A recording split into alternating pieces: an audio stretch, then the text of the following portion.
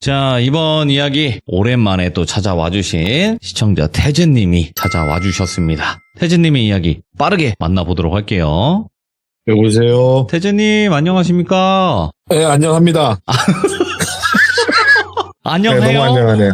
네, 안녕이란 걸 한번 해보려고요, 이제. 아이고, 반갑습니다. 반갑습니다. 네, 반갑습니다. 네. 오늘 그래도 태진님께서 이렇게 찾아와 주셨고, 오늘 해주실 이야기는 어떤 이야기일지 굉장히 궁금합니다. 오늘의 이야기는 네. 반전에 반전을 더한 이야기입니다. 반전에 반전을 더한 이야기. 예, 뭐 줄여서 반반반. 도대체, 네. 아니요, 어떤 이야기길래 이렇게 또 반전이 3번씩이나 들어가는지 한번 들어보도록 하겠습니다. 렛츠고! 이리십니다. 태지죠!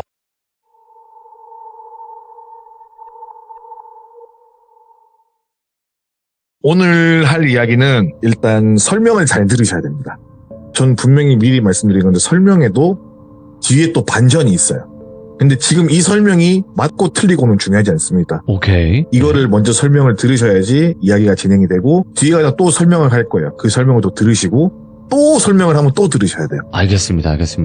네, 일단 그런 얘기인데 2007년? 한 8년쯤일 거예요. 아마 제 기억으로는. 사회 재활 프로그램 같은 거 있잖아요.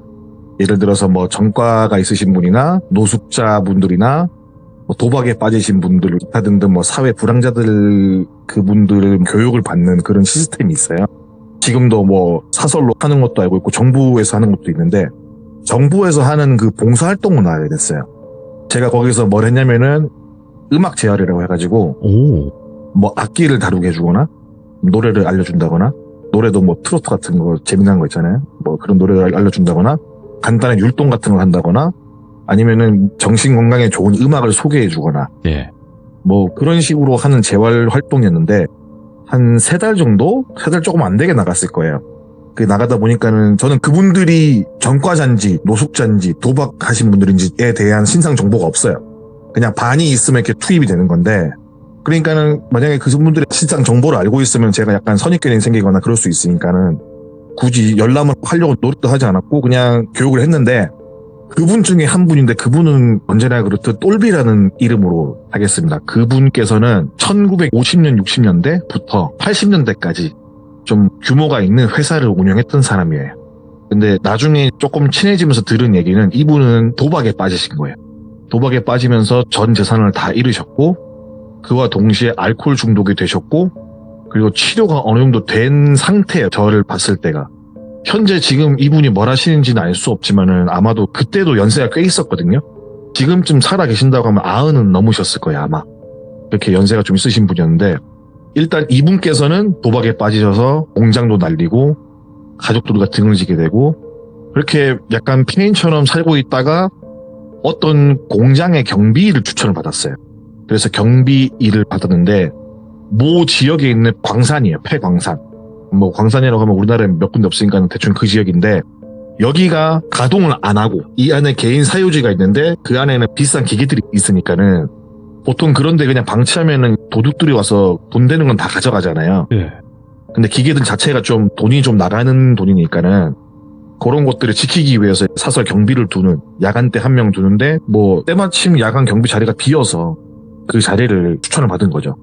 급여도 생각보다 많이 센 편이었고 그 당시 때 이 정도 돈을 준다고? 라는 생각으로 일을 하신 거예요. 그래서 근무 시간은 10시부터 다음날 아침 7시까지 근무를 서면 되고 근무소는 중간에 순찰만 한번 다녀오면 돼요.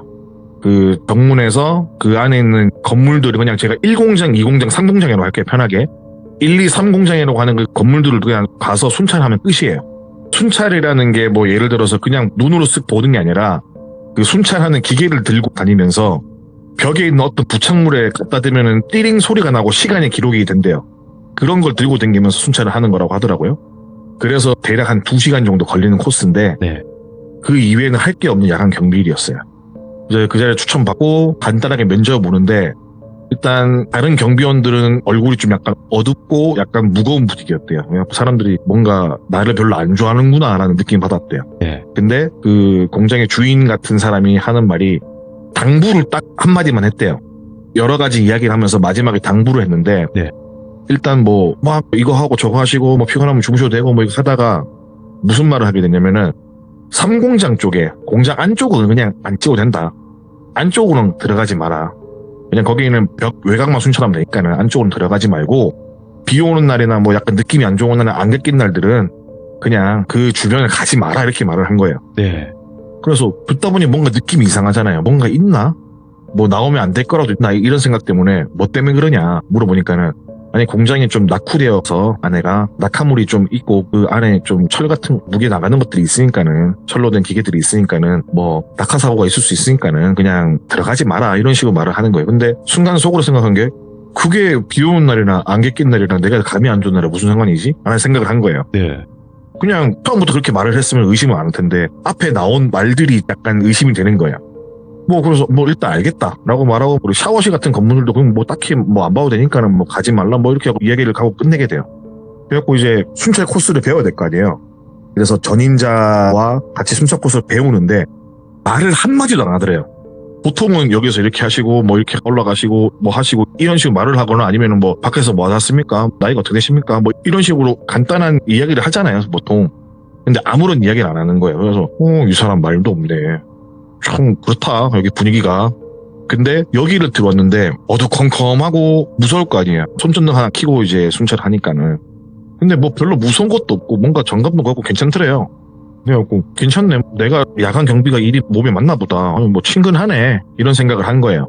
그렇게 경비실로 돌아와서 있는데 그 사람은 순찰 들어가서 바로 간이 침대에 누워서 잠을 자고 그 똘비라는 분은 TV를 보면서 시간을 보내다가 이제 퇴근을 하게 돼요. 그래서 그렇게 교육을 받고 다음날부터 이제 자기 혼자 근무니까 출근했죠. 다음날에. 출근을 해서 이것저것 할 것도 없고 그냥 순찰만 한 번 돌고 끝이니까. 그리고 또 야간에 피곤하니까 간이 침대에 자도 되고 또 배고프면은 어디 나가서 살 게 없잖아요. 그 근처에서. 그러니까는 냉장고에 항상 부식들이 많았대요. 그렇게 뭐 아무 일도 없이 순탄하게 흘러갔어요. 야, 뭐 내가 이렇게 해서 돈 받아도 되나 할 만큼 너무 순탄하게 굴러가고 뭐 TV 틀어놓고 보고 잠 오면 자고 이런 식으로 일을 했대요. 그렇게 한 일주일에서 보름 가까이 지났을 무렵에 그냥 똑같이 순찰을 톡톡 걷고 있는데 이제 1, 2, 3공장이라고 제가 편하게 말씀드렸잖아요. 그래서 이제 두 번째 공장에서 나와서 세 번째 공장을 걷고 있는데 내재기가 내재라! 라고 귀에 대고 누가 소리를 지르더래요. 깜짝 놀라고 후레쉬를 뒤에 붙이면 아무도 없어요. 너무 놀라서 욕을 막 하고 뭐야 이씨! 주변을 둘러보는데 아무것도 안 보이고 그냥 철로 된 기계들과 이제 건물들만 있고 아무도 없는 거예요. 그래서 순간 잘못 들은 건가? 라는 생각인데 발은 안 떨어지는 거예요. 그래서 무섭다 빨리 하고 가야겠다 라는 생각으로 최대한 빠르게 3공장 앞 외곽을 순찰하는데 내재기라 내재라 라는 소리가 또 들리는 거예요. 내 자리다 내 자리야? 내재기라 내재라. 내재기라 내재라가 뭐죠? 예. 그래서 귀에 대고 누군가 속삭이듯이 말을 하는 거예요. 들고 있던 후레쉬에 떨굴 만큼 깜짝 놀라가지고 예. 후레쉬를 또 다시 주워가지고 막 이새 너 뭐야 막 욕을 하면서 비춰보고 없어요. 그래서 막 공장 사이사이 유리창을 비춰봐도 보이는 게 없고 혹시나 해서 위를 보고 밑을 다 비춰봐 없는 거예요. 근데 이게 한 번이면 잘못 들었다 싶을 수 있는데 두 번째니까는 너무 무서워서 발을 뗄 수가 없었대요. 뭔가 내가 발을 떼면 또 말을 걸 것 같고 그래서 후레쉬만 들고 계속 서 있는 자리에서 비추기를 수십 분을 하고 있는데 이러면 안 되겠다 싶어가지고 하나 둘 셋 하면 경비실까지 뛰자. 어차피 뛰어가면은 한 300-400m밖에 안 되니까는 뛰어가자. 이런 생각으로 눈 딱 감고 뛰자. 한번 뭐 하나 둘 셋 팍 뛰었대요. 팍 뛰어가지고 경비실 앞에 문 뚫려고 딱 들어갔는데 내재기라 내재라 이러는 거예요. 또 바로 옆에서 아예 귀에 대고 말하는 것처럼. 그래서 이분이 이러면서 들어가가지고 문 딱 닫고 창문 밖에 누가 있는지 보고 보니까 아무도 안 보이는 거예요. 어떤 이상 징후도 없고 이게 계속 귀에 들리니까는 이게 무슨 말이에요? 내재기라 내재라예요. 일단 단어가. 그때는 무슨 말 하는지도 제대로 못 들었고 너무 무서운 거예요. 뭔 일이지? 내가 기가 약해서 그런가? 이런 생각 하잖아요. 귀신 보는 사람 그럴 수 있잖아요. 내가 이상한 건가? 하는 생각을 하고 있는데 의자에 앉아가지고 가만히 있고 잠을 청하기도 무섭고 왜냐면 또 눈 감으면 뭔가 올 것 같고 무섭잖아요. 혼자 있으니까는. 그래서 불이란 불은 다 켜고 뜬 눈으로 멀뚱히 서가지고 앉지도 않고 서가지고 등을 벽에 기대고 창문 쪽을 계속 비추면서 하루를 보내고 아침에 교대 근무자가 오더래요. 그래서 불이 나게 아무 말도 안 하고 옷만 챙겨서 퇴근을 했다고 합니다. 그리고 숙소로 가가지고 가만히 앉아있는데 내가 이랬던 착각인지 아니면 어떤 진짜 이상한 현상인지 도무지 알 수가 없는 거예요. 그래서 이런저런 생각을 하다 보니까는 또 출근 시간이 다가오더래요. 예. 잠도 못 잤는데 하고 출근을 해야 되나 말아야 하나 이런 생각을 하다가 그래도 이렇게 그만두는 거 아닌 것 같으니까 출근을 해서 일단 못하겠다고 이야기를 하자. 예. 하고 나서 뭐 이야기를 하든 일단 출근을 하자 라는 생각으로 다시 출근을 하게 된 거예요. 네. 경비실에 딱 들어갔는데 그 처음에 면접받던 사장 같은 사람이랑 썼다고 그랬잖아요. 그 사람이랑 주간 근무자가 눈이 동그래져가지고 너무나 반갑게 맞아주는 거예요. 아이고 오셨냐면서. 그래갖고 이 똘비라는 분이 뭐지? 뭔 일이지? 싶어서 어리둥절하고 있는데 그 사장 같은 사람이 말하기를 오늘 안 나올 줄 알았다고. 근무자 말로는 뭐 놀라서 집에 가길래 야간 근무에 안 나오겠다. 이거 어떻게 해야 되나 하면서 대책 회의를 하고 있었는데 출근을 해서 다행이다 라고 이야기를 하신 거예요. 근데 그 똘비라는 분이 그 말을 듣고 그만두겠다 라고 이제 말씀을 하려고 하시러 왔다 라고 말을 한 거예요. 그러니까 그 사장이라는 사람이 가만히 골똘히 생각을 하면서 하는 말이 지금 받는 급여에 50%를 더 주겠다. 그리고 이 일을 좀 해달라. 어차피 여기가 1, 2년 정도만 있으면은 이 물건들이 다 팔리고 나가고 어차피 여기는 허물고 딴 거 할 건데 길게도 아니고 1년이다. 그때까지 내가 월급 50% 매달 인상해주고 명절 보너스랑 연말 보너스 같은 거 섭섭치 않게 챙겨주겠다. 이런 이야기를 하신 거예요. 그래서 고민을 좀 하다가 50% 인상은 좀 약간 파급적이잖아요. 네. 이렇게 고민을 하면서 알겠다. 그럼 내가 그 일을 하겠다라고 말을 하게 된 거예요. 그리고 공장 안에 있는 건물은 그 대신 내가 안 들어가겠다. 밖에 그 외곽만 순찰을 하겠다. 그걸 허락해주면 내가 그러면 50% 인상 받고 하겠다니까는 오케이 그렇게 하라고 말을 한 거예요. 그래서 사실은 퇴사를 하기 위해서 출근을 했는데 다시 일을 하게 된 거잖아요. 근데 솔직히 말해서 일을 하고 싶겠어요. 그 전날에 그런 일을 당했는데. 그래서 순찰을 나가는 시간에 가야 하나 말아야 하나 고민을 엄청 했대요. 이렇게 후레쉬 하나 들면서 손바닥을 탁탁 치면서 내가 가야 되나 말아야 되나 그 생각을 엄청 하셨대요. 그래서 나가면서 경비실을 나서는 순간부터 한숨 쉬고 그 주변 광경 한번 둘러보고 내가 이게 돌아야 되나 말아야 되나 엄청 고민을 했는데 그래도 돈을 받았으니까 일을 해야 될 거 아니에요. 그래서 순찰을 시작합니다. 순찰을 하면서 처음엔 별일이 없었대요. 없어가지고 오늘은 별일 없겠지. 진짜 한 걸음 걷고 프레시 탁 불리고 한 걸음 걷고 탁 불리고 반복을 했대요. 그리고 예를 들어서 뭐 기독교 노래도 부르고 갑자기 찬송가도 부르고 갑자기 또 불경도 외우고 이런 식으로 막 한 거예요. 근데 또 막 이렇게 하면서 이제 약간 사람이라는 게 적응의 동물이라고 하다 보면 또 적응이 되잖아요. 이렇게 하다가 좀 무서움이 좀 덜해지는 순간에 내장이라 내잖아! 라는 이야기가 또 들리는 거예요. 근데 이게 또 삼공장쯤 근처쯤 오니까는 그 소리가 나는 거예요. 이상하다? 라는 생각과 동시에 너무 무서워서 그 자리에 또 멈춰 있는 거죠. 와, 이거는 진짜 무서워가지고 웅크릴 수밖에 없어가지고 웅크리고 있었대요. 달달달 떨면서.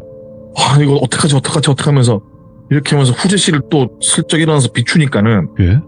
아무도 안 보여요. 근데 제가 그 똘비라는 분이 오른쪽을 살짝 보는데 왼쪽에서 왼쪽 귀에 대고 내재기라 내재라 라는 말이 또 들리는 순간 기절을 하게 돼요. 이분께서. 이분 말씀으로는 얼마나 지났는지 모르겠다 라는 말씀하셨는데 눈을 떠보니까 어느 병원의 병실에 있었어요. 그래서 내가 기절해서 병원에 왔나 보다. 너무 무섭다. 내가 기절했었구나. 내가 기절을 해가지고 다음날에 밝았구나. 이런 생각을 했대요. 맨 처음에. 눈 뜨자마자 딱 그 생각을 하신 거예요. 그래서 병실을 둘러보는데 병실이 보통 뭐 6인실이 있고 개인실이 있고 뭐 8인실이 있고 이러잖아요. 근데 병실에 자기 말고 아무도 없고 한 방으로 되어 있더래요. 문은 잠겨 있고. 그래서 어느 영화에서 보면은 정신병동처럼 이렇게 잠겨 있는 그 구조가 뭔가 느낌이. 그래서 내가 왜 이런 병실에 갇혀 있지? 라고 문을 여는데 문이 안 열려요. 그래서 왜 밖에 나가지 못하지? 왜 문이 잠겨 있지? 라는 생각을 하고 있는데 잠시 뒤에 문이 열리고 몸이 건장한 남성 2명이 들어와요. 그리고 자신의 양팔을 양쪽에서 탁 끼고 어디론가 데려가는 거예요. 근데 힘이 너무 좋으니까는 이분은 나이도 있으시고 하니까는 속절없이 끌려가시는데 가면서 물어봤대요. 예? 뭐 하는 거냐고, 여기 어디냐고, 당신은 누구냐고, 놓으라고, 누구냐고. 그러니까 그분들 아무 말도 안 하고 어떤 사무실에 딱 넣어주는 거예요. 문을 딱 닫고 거기 딱 앉혀놓고 옆에 딱 그 자신을 데리고 온 다른 덩치 좋은 분은 옆에 딱 서고, 근데 거기에 의사로 보이는 사람이 앉아서 씩 웃더래요. 잘 잤어요? 이렇게 말을 하더래요. 그래갖고 여기가 어디냐고, 당신들 뭔데 나한테 이러냐고 하니까 당황스럽잖아요. 자기는 분명히 어제까지 근무를 쓰고 있었는데 갑자기 병원에 끌려와 있으니까. 근데 의사가 또 잘 주무셨어요? 뭐 괜찮으세요? 그러니까 네, 일단 몸은 괜찮다고, 잘 잔 것 같다고. 의사가 씩 웃으면서 막 뭘 적으시면서 하는 말을, 뭐 기억나는 거 있으세요? 물어보는 거예요. 어제까지 자신이 있었던 일을 딱 말한 거예요. 내가 이렇게 돼가지고 이렇게 되는 기억이까지 난다. 근데 내가 왜 여기 왔는지 이유를 모르겠다. 그러니까 그 의사 같은 사람이 아 그래요? 기억이 또 안 나시는구나 이렇게 하는 거예요. 그래서 기억이 또 안 난다는 게 무슨 말이에요? 라고 물어봤어요. 그러니까 어차피 뭐 아실 거니까는 말씀드릴게요. 이러면서 여기는 이제 사회적 약자를 위한 병원이고 정신적으로 문제가 있으신 분들 병원이고 지금 몇 년째 같은 이야기만 하는 거래요. 제가 무슨 같은 이야기를 하나요? 그 경비선 얘기요. 그러니까 들으니까는 뭔 미친 소리지라는 생각이 들더래요. 나는 이제 일 고작 보름도 안 했는데 그리고 어제 분명히 내가 기절한 걸 기억나는데 무슨 소리냐 이렇게 말하니까는 늘 같은 이야기를 하신다고 오실 때마다. 그래서 그분께서는 근데 그 계기로 그 수많은 상황들이 있었지만은 그때의 정신이 돌아오신 거예요. 쉽게 말해서. 그러니까 의사가 말하는 게 뭐냐면은 이 루틴이 몇 년간 이어진 거래요. 그러니까 이 사람이 경비를 쓰고 막 걷고 막 이러잖아요. 방 안에서 뺑뺑뺑 도는 거예요, 계속. 그 정신병동 방 안에서 뺑뺑뺑 도는 거예요. 자기는 병원에 있는지 모르고 일을 하고 있다 생각하고 기절해서 데리고 나오면은 그게 한 번에 루틴이 끝나는 거예요. 그 루틴을 몇 년 동안 하고 있는 거예요. 그래서 그간에 벌어진 일들 제가 처음에 설명드렸죠. 이분은 연매출이 좋은 회사를 운영했다가 망해서 계신 거다. 근데 이분이 했던 사업이 광산 사업이었어요. 광산 사업이 잘 나갈 때 도박에 빠지신 거고 그때 그 충격으로 정신줄을 놓으시고 정신병원에 입원을 하신 거예요. 그때부터. 가족들이랑 등을 진 게 아니라 그때 도박으로 돈을 다 잃고 정신병원에 입원을 했는데 아까 말했던 것처럼 경비 취업하고 일하고 반복적으로 같은 상황을 몇 년 동안 겪어온 거예요. 아까도 말씀드렸지만 뭐 순찰 도는 행동은 방 안에서 빙글빙글 도는 거고 근무자랑 근무교대하는 거는 투약 시간인 거예요. 자기는 이제 그렇게 숙소라고 말씀드렸잖아요. 그러니까는 투약하는 시간대에 기억 끊기고 다음날이 되고 다음날이 되고 다음날이 되고 이거를 며칠 동안 한 번 하면 루틴이 하면 끝나는 거예요. 보름 정도 가까이 하면은. 그래서 그 루틴이 끝나면 와서 면담을 하고 기억을 어떻게 하고 있나 물어보고 하는데 몇 년 동안 똑같은 거예요. 그러니까 의사 입장에서는 오늘도 똑같은 말을 하겠네 했는데 오늘은 뭔가 제정신처럼 말을 하는 거예요, 이 사람이. 그래서 의사 똑같은 이야기만 하시는데 오늘은 약간 다른 이야기도 한다 이런 식으로 말을 한 거예요. 근데 솔직히 자다 일어나가지고 제가 지금 돌비 라디오로 참여하고 있지만 다음날 일어나가지고 사실 이건 네 혼자만의 생각이다. 넌 지금 계속 정신병원에 몇 년 동안 있었다라고 말하면 믿을 사람이 누가 있을까요? 없지 않을까요? 예. 그래서 그렇게 못 믿겠다는 투로 말을 했는데 거울 한번 보세요 이렇게 말하면서 거울을 쓱 내미는 거예요. 근데 아무리 내가 젊게 산다고 해도 10년 뒤에 내 모습은 늙어 있을 거 아니에요. 보는데 어제 봤던 내 얼굴이 아닌 거예요. 10년이 누가 봐도 나이가 많이 먹고 그리고 살도 빠져가지고 가죽만 붙은 자신을 보게 된 거예요. 거기서 어느 순간 전구의 불이 갑자기 팍 하고 들어온 듯이 정신이 돌아와 버리니까는 그 현실을 인정하고 치료를 받으면서 퇴원 수속까지 한 1, 2년 정도가 더 지났다고 말씀하셨거든요. 네. 1, 2년 뒤에 나오니까는 가족들은 연락이 안 되고 일을 하려고 쳐다봐도 마땅한 의욕도 없이 지내다가 이 센터까지 와서 교육을 받게 된 과정이라고 저한테 말씀하신 거예요. 근데 이 얘기도 처음 간날 들은 게 아니라 이분께서 말이 없어요. 그리고 사람들을 되게 기피했어요. 처음부터. 그러다가 나중에 좀 친해져서 듣게 된 이야기거든요. 근데 이 사람께서 똘비라는 분이 말씀하시기를 생각을 해보라고. 나는 현생을 살고 있는데 내가 봤던 모든 게 아니라고 생각을 하니까는 지금도 아닐 수 있지 않냐고. 나는 도박에 빠져서 폐가 망신만 기억하는데 치료 중에 알게 된 건 내가 알코올 중독이었고 가족들 손찌검도 하고 동네에서 왈패처럼 소리 막 지르고 다니고 이랬던 거 다 지워지고 예. 폐가 망신해서 경비를 하러 왔다라는 그 기억으로 바로 넘어갔는데 어느 누가 내가 지금 말을 하는 걸 믿겠냐고. 이것도 아닐 수도 있다는 생각을 하는 거예요. 그리고 이분께서 그 말씀하신 게 그 순찰 갔던 그 건물이 자기 건물이에요.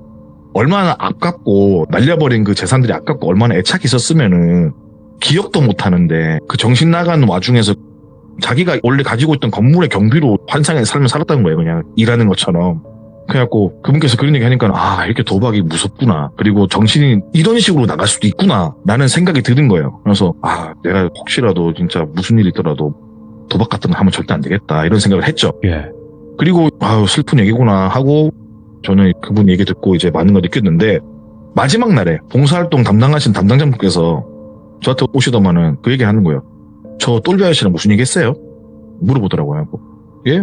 별 얘기 안 했는데 왜요? 그러니까 저 아저씨 말하는 걸 거의 처음 본다고. 그래서 그래요? 이렇게 말을 했는데 죄송한데 무슨 얘기 했나요? 물어보는 거예요. 계속. 뭐 별 얘기이긴 한데 말씀드렸죠. 이러이러한 이야기를 들었다. 이 아저씨가 정신 나갔다가 뭐 이렇게 하니까 이런 부분이 있다. 이런 부분이 있고 듣다 보면 좀 소름 돋는 것 같다. 그래서 나는 뭐 이 얘기 들으니까 뭐 도박은 절대 하면 안 되겠다. 라는 식의 이야기를 했죠. 그러니까 그 담당자분께서 말씀하시는 게, 그래요? 그러니까 이게 그래요라는 단어가 이상한 거예요. 그래서 운을 띄운 뒤에 하시는 이야기가, 근데 나는 그런 이야기는 들은 적 없고, 저분이 인적사항에는 옛날에 광산에서 일할 때 인부들이 많이 돌아가시고, 정신이 나가버리셨다고, 치료받으시고 뭐 괜찮으신 광산 담당자라고만 들었는데, 뭐 물론 저도 직접적으로 들은 게 아니기 때문에 내가 아는 인적사항이나 기록이나 뭐 거기서 얼핏 봤을 때는 이분이 광산을 소유했다거나 그런 건 없는데, 그냥 단지 광산에서 안 좋은 일을 겪은 걸로만 알고 있는데, 거기서 그것 때문에 전과도 생기고 이분은 전과자에다 정신 이상으로 오신 거라고. 예. 그게 좀 나아지셔갖고 재활을 오신 건데 그런 얘기를 하신다고? 라고 하는 거예요. 담당자분께서 이런저런 얘기를 막 해주시는데 대충 이거예요. 이분께서 말씀하시는 사업은 이 사람 게 아니에요. 예. 애초에. 이 사람은 그 광산에서 같이 일하는 사람들을 착취하고 못 살게 굴었던 사람이에요. 그러니까 예를 들어서 하루 일당이 10만 원이면 10만 원 중에 4만 원을 갈취하고 예. 뭐 예를 들어서 일한 양이 있으면 그걸 줄이고 막 그렇게 해서 그 광산에 사람들이 엄청 많이 돌아가셨다고 하더라고요. 그래서 그걸 담당하던 그 반장이라고 해야 되나 뭐 그런 직책이었겠죠. 예. 그래서 그 사람 때문에 돌아가신 분들이 많아갖고 이 사람이 죄를 뒤집어 쓰고 교도소로 갔던 사람인데 이 사람이 왜 자기가 광산을 소유하고 있었다는 얘기를 하는 건지 그분께서 말씀하시는 거예요. 우리는 그렇게 알고 있지 않다고. 이 서류상으로는 이렇게 돼 있다고. 서류는 제가 볼 수가 없잖아요. 그분은 어차피 공무원이니까 볼 수 있는 거고 저는 관계자가 아니니까 볼 수가 없는데 그렇게 말씀하시는 거예요. 그리고 저는 그분을 싹 봤죠. 그냥 예. 그런 얘기 하면서 그분을 딱 봤는데 그분께서는 그냥 눈에 초점이 또 없어요. 또 구석에 쭈그려가고 계시는 거예요. 근데 느끼는 게 뭐냐면은 이분 얘기는 다 거짓말인 것 같은 거예요. 일단은. 이분은 정신병이 있는 건 확실한데 팩트는 누군가를 괴롭히고 착취하고 못 살게 굴었던 사람인 거예요. 예. 옛날에 한 7, 80년대 그때 이렇게 일을 했던 사람인데 그 기억을 잊기 위해서 안 좋은 기억을 잊기 위해서 자기가 그래도 약간 좋은 쪽으로 자신만의 기억 속에서 사는 사람인 것 같더라고요. 이야, 예. 그래서 이게 저는 뭐 귀신 이야기는 아니지만 예. 이분께서 하는 말이 정말 논리정연했고 예. 앞뒤가 딱딱 맞았고 그래서 아주 무서웠던 기억 속에 있는 그런 이야기입니다. 와. 그러니까 이게 정보를 미리 다 알고 이렇게 얘기할 거예요라고 들었으면 전혀 예상을 딱 하면서 그랬군요 하면서 넘어갈 수 있는 얘기인데 이걸 네. 모르고 그렇게 상대를 하신 거니까. 그리고 그 대부분 모르실 거 생각한 저도 몰랐거든요. 예. 내재기라는 말은 도망쳐라 도망쳐 이 뜻이에요. 그 뭐 사투리인가 뭐예요 그게? 사투리래요 이게. 내재기라 내재라? 도망쳐라 도망쳐 뭐 그런 말이래요. 뭐 오. 도망치라는 단어라고 하더라고요. 뭐 내빼라. 그러니까 뭐 이런 이 사람이 느낌인가? 들었던 거는 이 안에서도 이거를 깨고 빨리 도망쳐라라는 의미인 거지 아니면은 너 때문에 사람들이 죽었으니까는 그 삼공장을 들어가지 말고 도망쳐라라는 건지. 그리고 삼공장에 대한 이야기는 거기가 갱이에요. 갱입구예요. 삼공장은. 오, 예. 근데 그 갱에서 돌아오시는 분 많다 그랬잖아요 제가. 네. 거기를 들어가지 못하게 한 건 아마 자기도 자기만의 방어벽 같은 게 아니었을까. 온전하지 않은 정신 중에서도 예. 뭐 그랬던 그 뒷얘기는 저만 생각이에요 그냥. 와, 근데 그런 아까 일이 처음에 얘기를 해주셨듯이 반전이 있을 거다 이 이야기에. 네. 그렇게 얘기해 네. 주셨잖아요. 그럴 수밖에 없는 네네. 얘기네 이거는. 그죠. 반전도 있었는데 또 반전이 있는. 그러니까요. 예. 와, 근데 중간중간 계속 나왔던 내재기라 내재라 이게 무슨 말인가 되게 궁금했는데 그렇게 도망가라 도망쳐 좀 이런 느낌으로 받아들이면 될 것 같네요 저희도. 맞습니다. 오늘 또 태진님께서 정말 또 도망갈 수밖에 없는 그런 이야기를 들고 와주셨습니다. 진짜 감사합니다 태진님. 아닙니다. 항상 참여하고 싶지만 바빠서 죄송합니다. 하루에 바쁠 3번씩 때. 하고 싶은데 안 되네. 안 바쁠 때 언제든지 찾아와 주실 거라 믿고 모래바람이 지나갈 때 항상 들려주시길 바라겠습니다. 예, 폭풍과 함께 사라진 남자 태지였습니다. 감사합니다. 네, 알겠습니다. 수고하십시오. 고맙습니다. 안녕하세요. 네. 자, 태진님은 굉장히 시들무에 오래 참여하신 시청자분이세요, 여러분들. 조상 중에 한 분이시죠, 이분도. 모래바람이 불 때 그런 느낌으로 생각을 해주시면 될 것 같고요. 태진님께서 앞으로 또 여러 가지 이야기들을 시간 나실 때 또 많이 바쁘시다 보니까 이렇게 오실 수 있을 때 이야기를 들려주실 것 같습니다. 하지만 오늘 이야기도 반전에 반전이 있는 아주 섬뜩한 이야기가 아니었나 개인적으로 생각하고 있습니다. 감사합니다.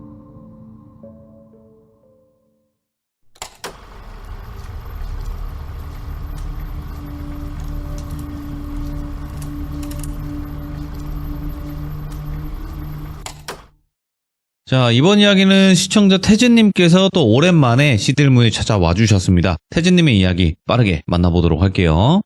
여보세요? 아, 네, 태진님. 예. 자, 그러면 태진님 오늘 준비하신 이야기 빠르게 네. 바로 시작해 주시면 됩니다. 네, 알겠습니다. 네.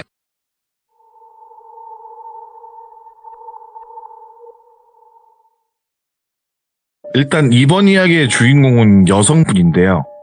요분의 나이는 현재 한 30대 한 중반, 후반, 그거는 정확히 밝히지 않겠습니다. 이분은 직업이 댄서 출신의 안무 제작하는 분이시고요. 이분이 댄서 시절 겪었던 그런 이야기라기보다는 아마도 이런 이야기는 저희 시드무에서도 좀 많이 다뤄졌던 내용으로 저는 알고 있어요. 그런 이야기 중에 하나인 불법 대출에 관한 이야기입니다. 예? 그러니까 우리가 흔히 겪는 불법 대출이라고 이야기를 하면은 그냥 어떻게 선이자를 떼는 대출이라든가 아니면은 이 사람이 못 갚아서 벌어지는 그런 일들이 많잖아요.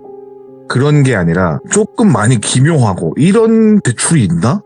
이렇게 받은 사람이 있을까는 저는 처음 들어봤거든요, 이 얘기를. 뭐지? 예? 그래서 약간 기묘하고 특수성이 있다라고 판단해서 이런 이야기는 약간 주의 깊게 생각하시라고 또 우리 귀족분들 한 번쯤 얘기를 해보는 게 어떨까라고 생각해서 들고 왔습니다. 그리고 이 이야기 속 주인공은 현재 잘 살고 있고 어린 시절 철이 없던 시절에 일어난 일이니까 가급적이면 지나친 비난은 조금 삼가주시기 바라겠습니다. 본론으로 들어가자면은 2000년대에서 2010년대 사이에 일어난 이야기입니다. 일단 이번 이야기의 주인공은 슬기라고 하겠습니다. 슬기는 무용을 전공을 하는 대학을 나왔고 2000년대 초반부터 가수들의 백업 댄서 그리고 길거리 공연을 많이 했어요. 그 당시 때 2000년대 중반쯤 하더라도 동대문에 헬로 BPM 이런 거 많았잖아요. 그런 쇼핑 같은 거. 그런 데서 공연도 많이 했고 지금도 유튜브로 검색하면은 그 시절 댄스 영상을 심심치 않게 보인 그런 아이입니다. 지금도 이제 영상을 보면은 찾을 수는 있어요. 그리고 또 직접 댄스도 알려주는 이제 선생님이기도 했고 근데 이 슬기라는 애가 집이 좀 잘 살았어요. 막 되게 부자다 이 정도는 아닌데 자기가 번 돈 이상으로 써도 큰 타격이 없을 정도로 집이 좀 사는 정도였는데 그렇게 살다가 어느 순간 집이 어렵게 되고 아버지 사업이 힘들어지게 되면서 형편이 안 좋아지게 돼요. 보통 사람들은 당연히 그렇게 되면은 야 이렇게 집이 좀 안 좋고 힘든데 같이 이겨나가고 근검절약해서 사태를 벗어나야 하는데 그때 당시에 슬기는 20대 초반이었고 예. 철이 아직은 없던 나이니까 그냥 될 대로 되라는 그런 느낌으로 카드를 막 쓰고 이런 식으로 하다 보니까는 나중에 많은 빚 독촉에 시달립니다. 근데 이 와중에 일은 또 열심히 해요. 왜냐면 자기가 댄스를 좋아하고 그러니까는 예. 일 열심히 하는데 벌이가 괜찮아요. 씀씀인 만큼 벌이도 괜찮았는데 보통 사람들은 안 벌고 써서 문제인데 이 아이는 잘 벌고 많이 썼던 거예요. 근데 솔직히 그 당시 때 저도 알고 있던 사이인데 그 당시 때 이렇게 힘든지는 몰랐어요. 왜 그러냐면은 그때 힘들 때 만났던 슬기는 누가 봐도 돈 많은 집 아이처럼 차도 외국 좋은 브랜드 차를 끌었고 그 나이에 항상 좋은 음식, 괜찮은 옷, 좋은 곳을 여행도 자주 가던 아이. 슬기의 그 당시 남자친구도 같이 아는 겹지인이라서 자주 만나서 밥도 먹고 술도 마시고 했어요. 근데 그 슬기라는 아이가 약간 기분파예요. 기분파가 약간 좀 심한 타입인데 보통 술 먹다가 자기가 계산하는 애들 많았어요. 그러니까는 저를 오랫동안 봐오신 분들은 아시겠지만은 저는 그 당시 때 아주 지금도 마찬가지지만은 아주 가난한 무명의 뮤지션이었고 그 당시 슬기는 공중파 방송에도 나오고 거기다 유명세까지 어느 정도 있으면서 돈을 잘 버는 백댄서 겸 안무 연구가 선생님 이런 식으로 잘 나오고 있을 때야. 그래서 제가 술값을 내려고 하면은 야 너 그거 벌어서 방세하고 교통비하고 이러면 얼마 남지도 않는데 야 누나가 살게 걱정하지 마 이러면서 제 지갑을 뺏어가지고 계산을 못하게 한다든가 이런 식으로 약간 대정부 같은 털털한 그런 모습도 있고 저한테는 되게 좋은 아이였어요. 근데 그때도 힘들었던 거예요. 빚 때문에. 근데 언젠가는 알아서 되겠지라는 생각으로 지냈던 거죠. 그러다가 처음에는 작은 덩어리였겠죠.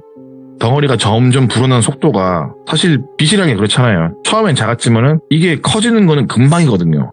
그러니까 어느 날부터 이제 빚이 빚을 더하고 그 빚이 빚을 더하고 벌이가 괜찮았지만은 빚에 빚을 갚는데 돈이 다 빠져나가버리는 상황까지 된 거예요. 자기가 벌어들인 수입이 쉽게 말해서 넘쳐 흘러버리게 된 거죠. 이게 고여있던 게. 하루에 한 번씩 몇 번씩 독촉 전화에 독촉장에 그리고 뭐 정상적인 생활을 할 수 없을 정도로 망가져버리게 돼요. 일상이. 이제 그 빚 독촉 때문에.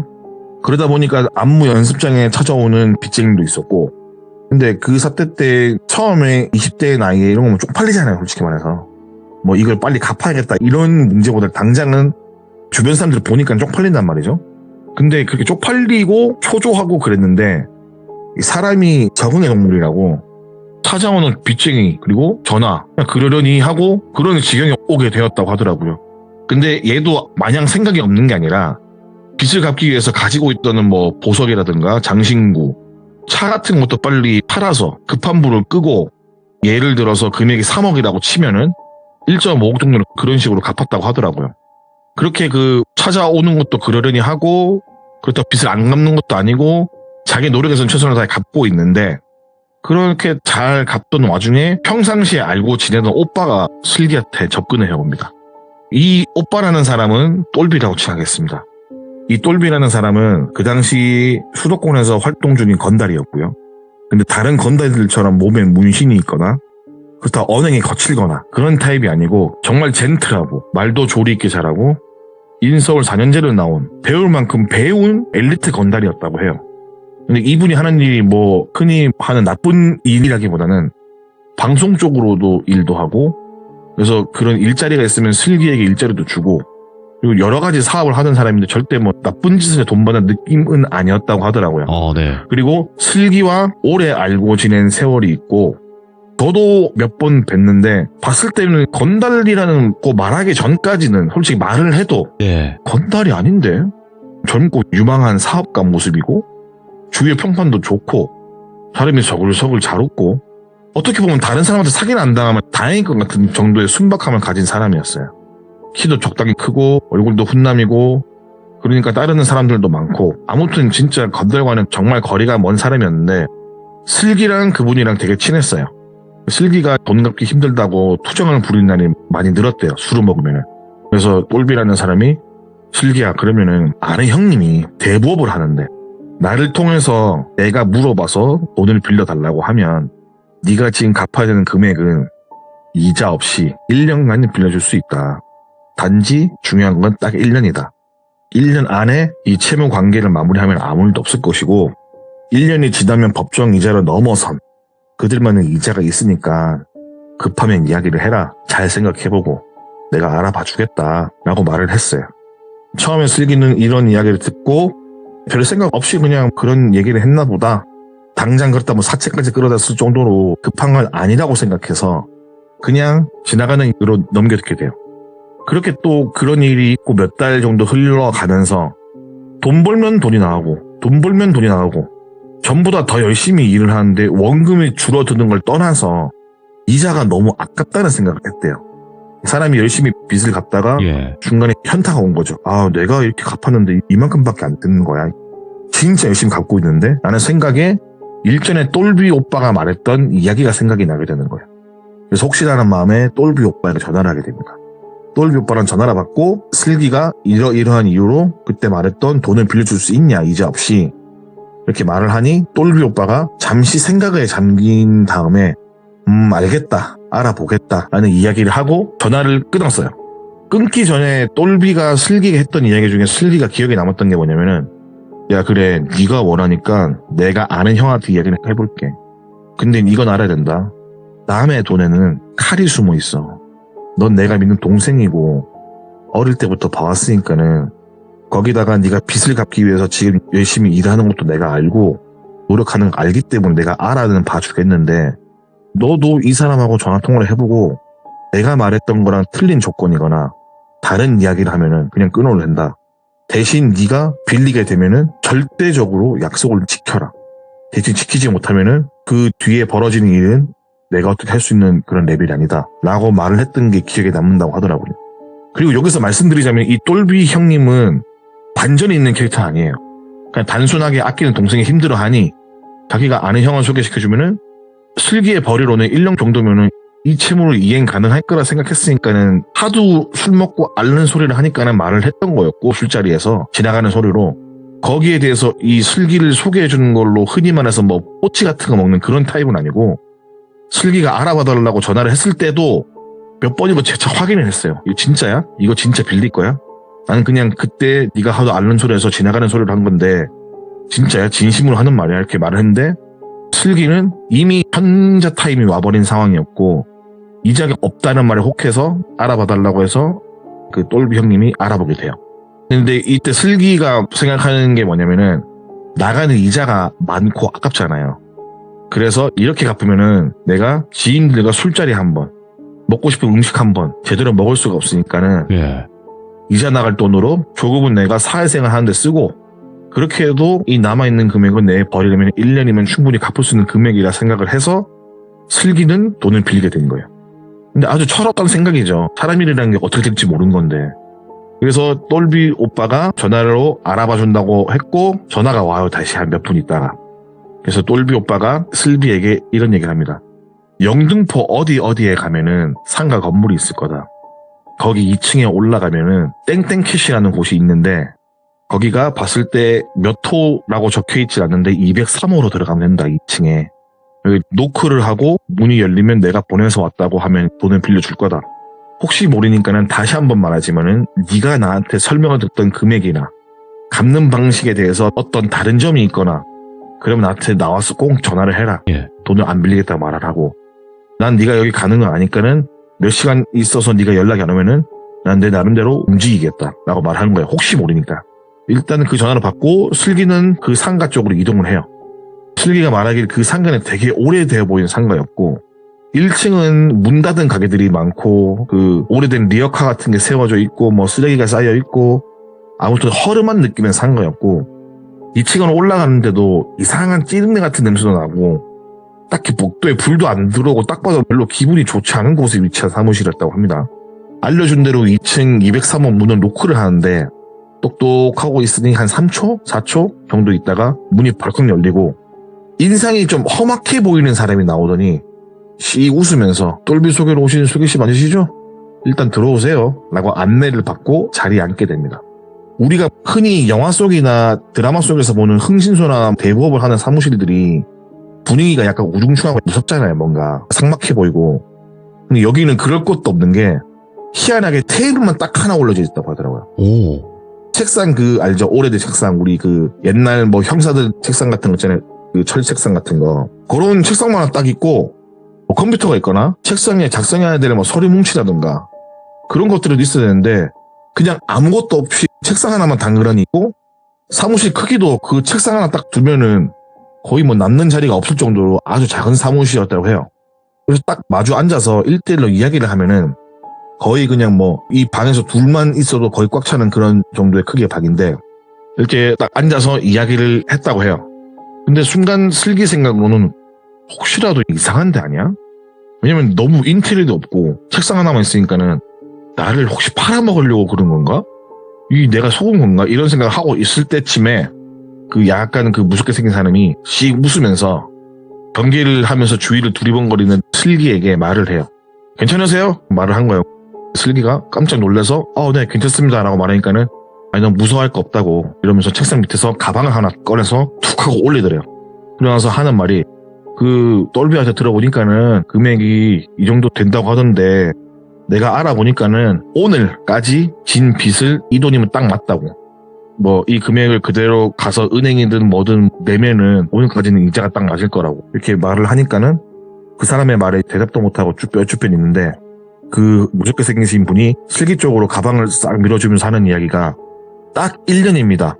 오늘은 예를 들어서 1월 1일이면 내년 1월 1일까지 이 돈 꼭 가져오세요. 네.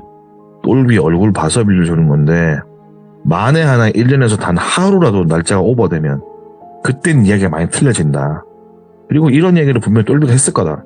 뭐 하루 는다고 하루치 이자를 내고 뭐 그런 문제가 아니라고. 네. 내가 1년간 이자를 안 받는 이유는 똘비 동생을 봐서도 있지만 그냥 뭐 내 개인적인 영업 마인드니까 딱 1년치 딱 1년 단 하루 넘기면 그때 큰일 난다. 서류를 적거나 뭐 내가 돈 줬으니까 차용증 이런 거 안 쓴다. 사실 뭐 이 바닥에서 차용증 중요하다. 근데 그런 걸 써야 하는 인간들이 있고 그런 거 안 써도 되는 인간들이 있는데 당신은 안 써도 되는 사람인 것 같다. 차용증 같은 거 말고 오늘 빚 정리 다 하고 빚을 다 정리했다는 서류 한 장만 은행에서 떼오든 뭐 개별적으로 빌린 개인한테 떼오든 그런 거만 떼와라. 대신 뭐 민증번호 이런 거 안 나와도 된다. 누가 봐도 슬기 씨 이름 석자 그리고 본인 힘을 증명할 수 있게끔 서류 같은 거 딱 한 장만 들고 오면 된다. 라는 이야기를 듣고 가방을 챙겨서 쭈뼛쭈뼛한 그 경계심 가득한 눈빛을 가지면서 인사를 꾸벅하고 나오는데 그 험상궂게 생긴 사람이 한마디를 더 하더래요. 아이고 내가 이걸 깜빡했는데 여기다가 뭐 1년 지나서 못 갚으면은 빚을 갚을 수 있는 대행이나 우리 회사가 움직이는 거에 대해 동의한다는 사인 한 번만 부탁한다고. 그리고 정 못 갚을 것 같으면은 잠수를 타래요. 잠수를 타고 도망을 쳐도 상관은 없다. 1년 뒤에 못 갚을 것 같으면 차라리 그렇게 해라. 도망칠 수 있으면은 1년 안에만 갚으면 아무 문제가 없고 1년 뒤에 못 갚으면은 이제 뒷일은 알아서 해라. 거기에 대한 사인만 해주고 가라.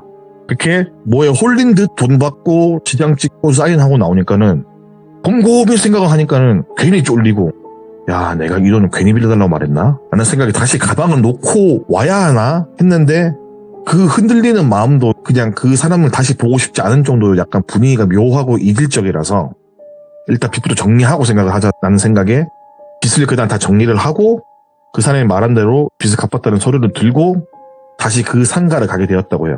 그리고 그때 다시 갔을 때는 아무런 말도 없이 그냥 서류만 받고 수고했다고 말하고 1년 뒤에 보자고 말을 하고 보내드려요.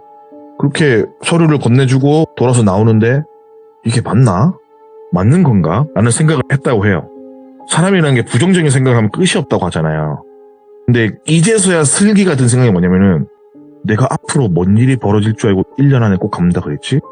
만약에 내가 집에 가는 길에 교통사고가 나서 1년 동안 의식이 없다가 깨면 만약 내가 다쳐서 몇 달을 쉬게 되면 내가 만약에 어쩌지 뭐 이런 식의 자신만의 상상의 나래를 계속 펼치게 돼요.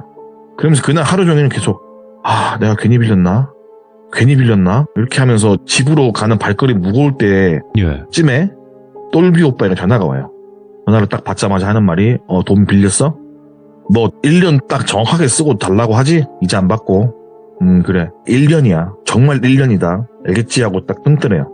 집에 와서 걱정에 걱정을 더해서 또 그 걱정의 꼬리에 꼬리를 더 물면서 안 좋은 쪽으로 생각이 자꾸 나게 되고 내가 괜히 빌렸다.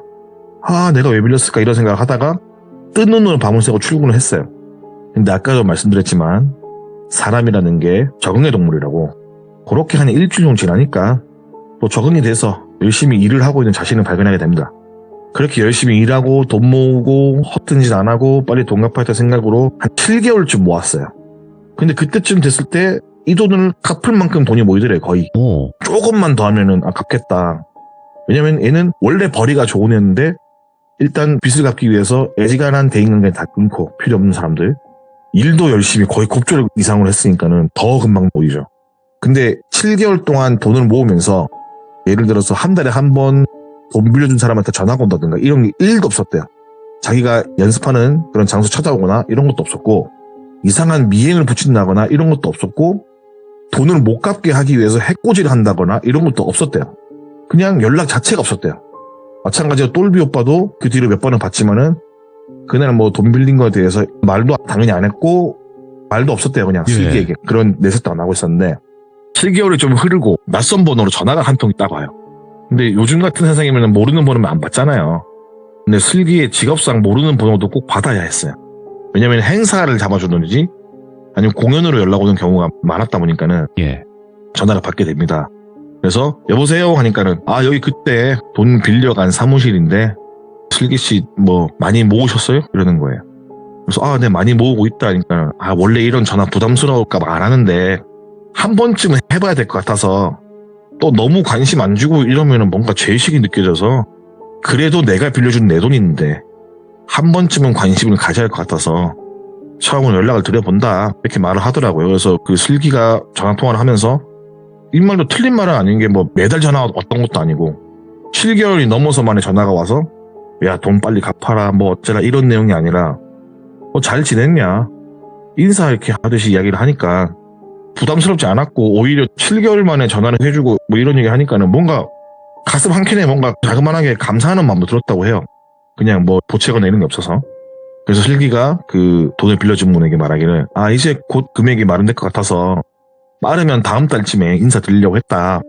그러니까 그분께서 박수를 치시면서 능력이 좋으시네. 그 금액이 그렇게 쉽게 감아질 금액이 아닌데 1년도 안 채우고 갚으실 정도면은 아주 우리 슬기씨 파이팅이 있네. 이런 실업자는 이야기를 하면서 안부 인사 아니 안부 인사라고 전화를 끊어요.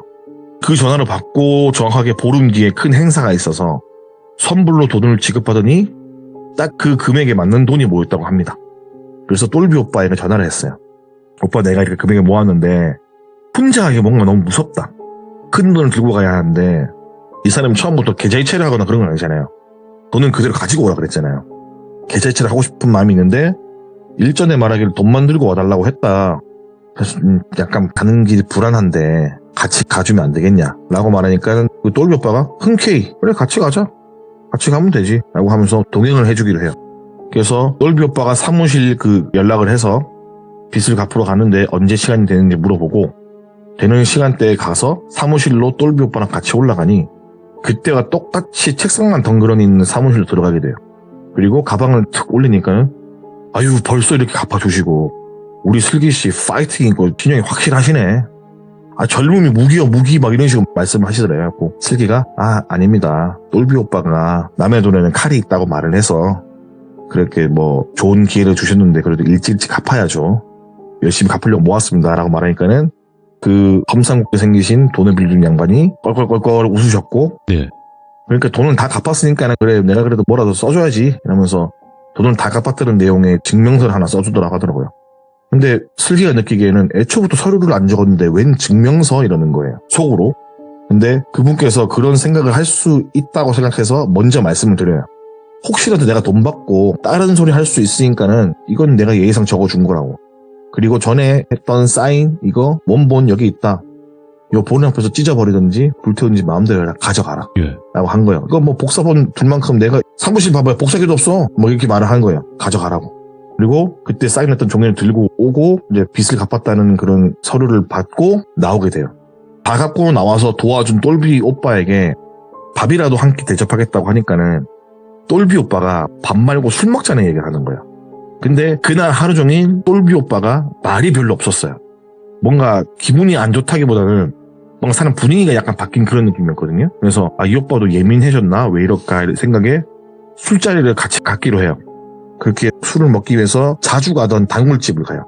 그러니까 술을 먹고 이렇게 이야기를 하는데 이제 술 기운이 살살 올라오고 어느 정도 술 기운이 많이 찼을 때 똘비 오빠가 슬기에게 할 이야기가 있다고 말을 해주는 거예요. 그래서 그 내용이 뭐냐면은 똘비 오빠가 하는 말이 슬기야 근데 넌 뭔가 이상하다고 못 느껴?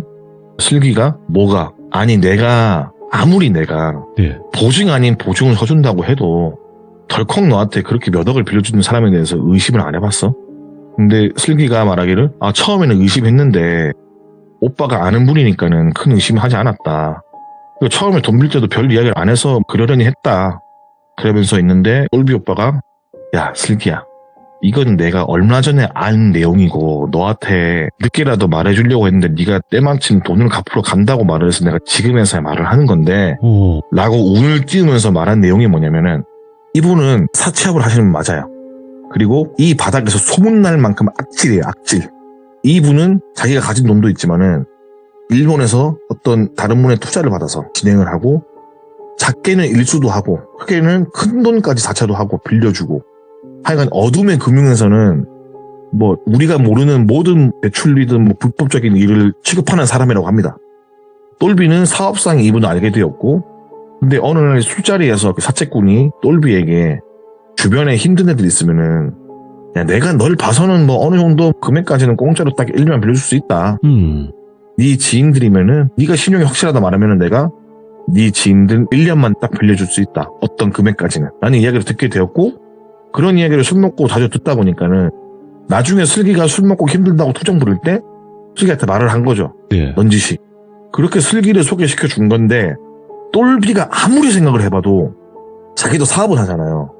근데 이 금액에 이자도 안 받고 1년간 빌려주는 게 정상적으로 상식적으로 그 사채꾼의 성격상 맞지 않는 이런 사업인데 타산도 안 맞는데 왜 이자 없이 빌려주는지 너무 궁금한 거예요. 자기는 모르는 쪽 일이니까. 그래서 이제 업무적으로 만나는 사람마다 그분 아냐고 물어보고 다녔다고 해요.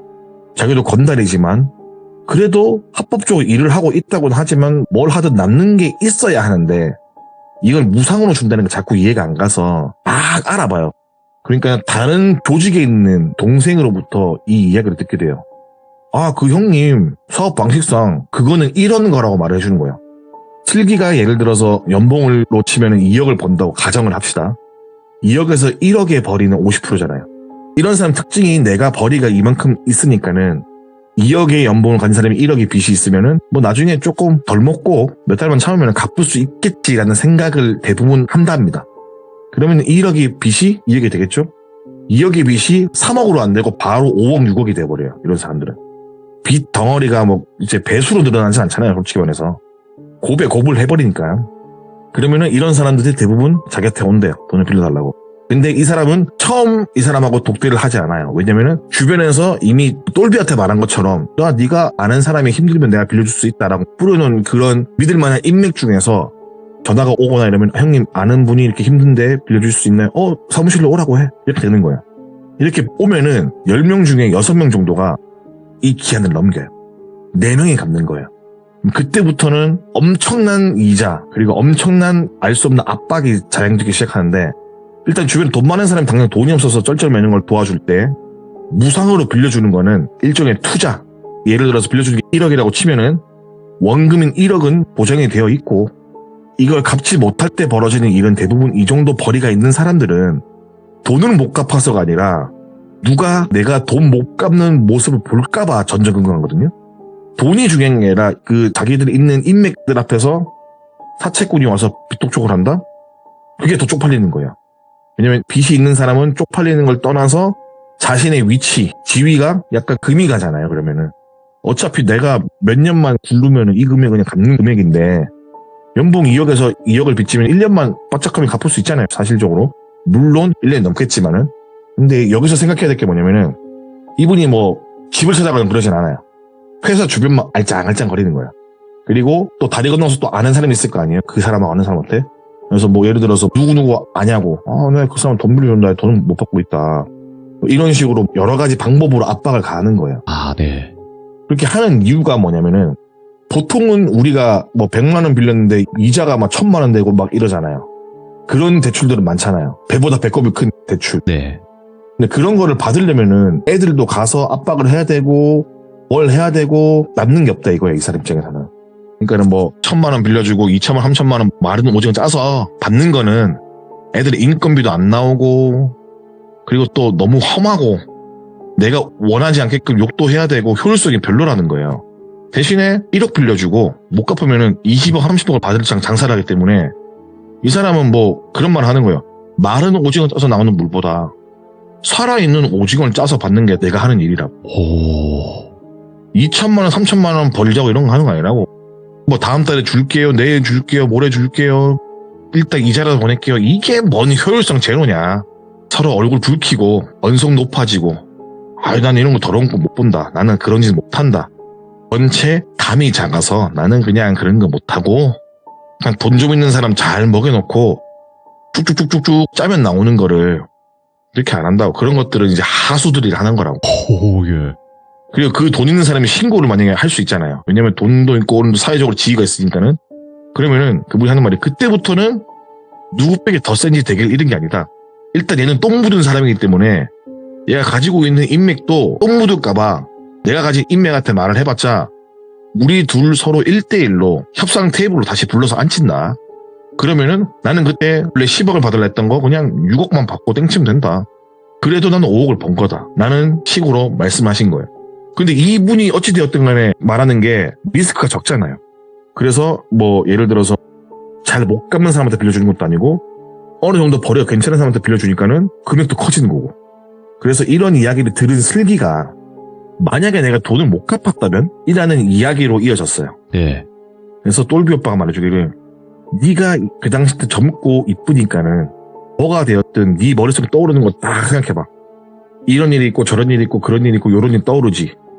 그걸 다 해서라도 하나만 하는 거 말고 그걸 다 해서라도 네가 빌린 돈에 최소한 10배는 뽑아먹고 널 놔줄 거다. 그게 네 머릿속에 떠오르는 4가지, 5가지 일이라면 그걸 다 포함해서 한꺼번에 싹 다 하는 거죠. 예. 근데 똘비 오빠가 사실은 이 이야기를 먼저 해주고 싶었다. 나도 이게 말이 안 되는 걸 알았지만은 네. 이자를 안 받는 게 네 사정이 급해 보여서 그냥 던진 이야기인데 네가 너무 사정사정해서 일단 소개를 시켜주고 그래서 방금처럼 내가 아는 사람을 통해서 조사를 해봤다.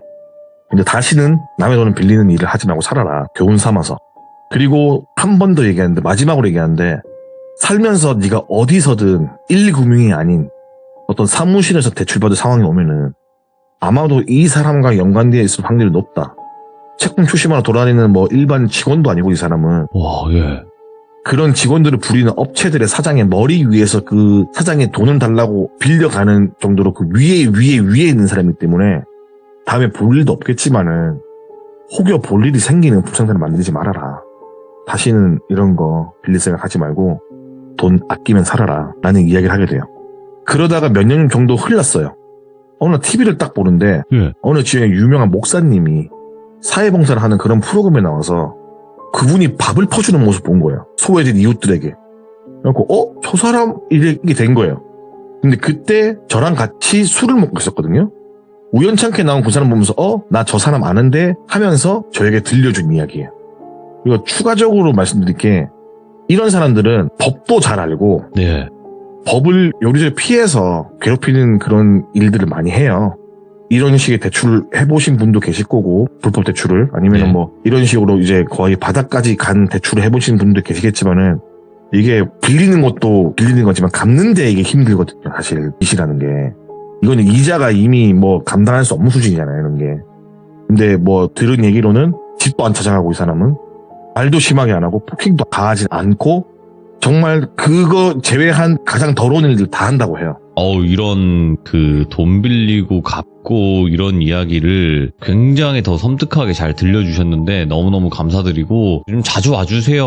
아무리 바쁘셔도. 제가 또 바쁘다는 핑계로 항상 이렇게 조광지처를 버리고 살고 있는데. 아유, 조광지처. 어이구. 예. 네, 다음 제가 또 생에는 챙기겠습니다. 네, 저 태즈님과 만나도록 하겠습니다. 다음 생에 봬요. 그때는. 저는 싫어요. 예. 알겠습니다. 자, 오늘 네. 태즈님께서 오늘 또 그래도 밝게 이렇게 이야기해 주셔서 감사드리고요. 항상 건강하시고요. 네, 건강하세요. 감사합니다. 네, 끊겠습니다. 네, 고맙습니다. 네, 충성! 감사합니다. 오늘 태진님께서 해주신 이야기도 굉장히 섬뜩한 이야기가 아니었나 싶어요. 그리고 돈은 아까도 어떤 분들이 채팅을 많이 써주시긴 했지만 세상에 공짜가 없다. 그 말이 또 한번 와닿는 그런 이야기가 아니었나 생각이 들고요. 시청해주신 모든 분들 감사합니다.